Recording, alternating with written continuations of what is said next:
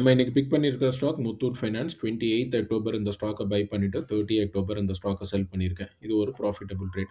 இந்த ட்ரேடை நான் பிக் பண்ணினதுக்கு ரீசன் 5 ரெட் கேண்டில் ஃபார்ம் ஆயிருக்கு. ப்ரைஸ் இவ்வளோ தூரம் ஹைக்கு போயிட்டு மார்க்கெட் தொடர்ந்து 5 நாள் கீழே விழுந்தனால இந்த ஸ்டாக்கை நான் நெக்ஸ்ட் டே மார்க்கெட் ஓப்பனில் வாங்கணும்னு சொல்லி ஆர்டர் வந்து பிளேஸ் பண்ணியிருக்கேன். எப்பயுமே 6 ரெட் கேண்டில் வந்ததுக்கு அப்புறம் தான் நான் ஸ்டாக்கை பிக் பண்ணிடுவேன். இந்த தடவை 5 ரெட் கேண்டில் வந்தோடனே நான் ஸ்டாக்கை எடுத்துட்டேன். இதுக்கு ரீசன் இந்த இடத்துல ஒரு ஹேமர் பேட்டர்ன் ஃபார்ம் ஆயிருக்கு. ஹேமருங்கிறது என்னன்னா, ஒரு சர்டன் பாயிண்ட் வரைக்கும் பிரைஸ் கீழே போகும். அதுக்கப்புறம் பையர்ஸோட டாமினேஷன் வந்துறனால பிரைஸை வந்து மேலே ஏற்றி க்ளோஸ் பண்ணிடுவாங்க. ஸோ இந்த இடத்துல ஒரு விக்கு ஃபார்ம் ஆயிடுச்சு.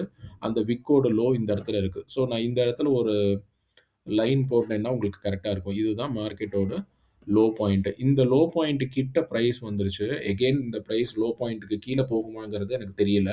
ஏன்னா ஹேமர் வந்து ஒரு ஸ்ட்ராங்கான சப்போர்ட்டாக உங்களுக்கு ஆக்ட் பண்ணும். ஸோ நான் நெக்ஸ்ட் டே மார்க்கெட் ஓப்பனில் இந்த ஆரஞ்சு லைனில் பை பண்ணுறேன். அடுத்து இருக்கிற ஆரஞ்சு லைனில் நான் செல் பண்ணிட போகிறேன்.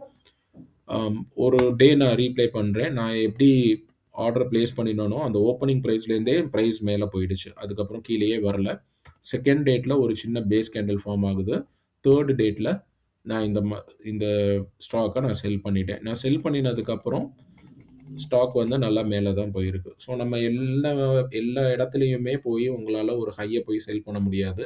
எனக்கு 3 நாள் 4 நாளில் ஒரு குட்டி ப்ராஃபிட் வந்தனால நான் இந்த ஸ்டாக்லேருந்து எக்ஸிட் பண்ணிட்டேன். இந்த லாஜிக்கலியோ இல்லை உங்களுக்கு 5 red candle setup, hammer pattern ஏதாவது ஒரு டவுட் உங்களுக்கு ஸ்டாக் மார்க்கெட்டில் பற்றி இருந்ததுன்னா கீழே கமெண்ட் செக்ஷனில் போஸ்ட் பண்ணுங்கள்.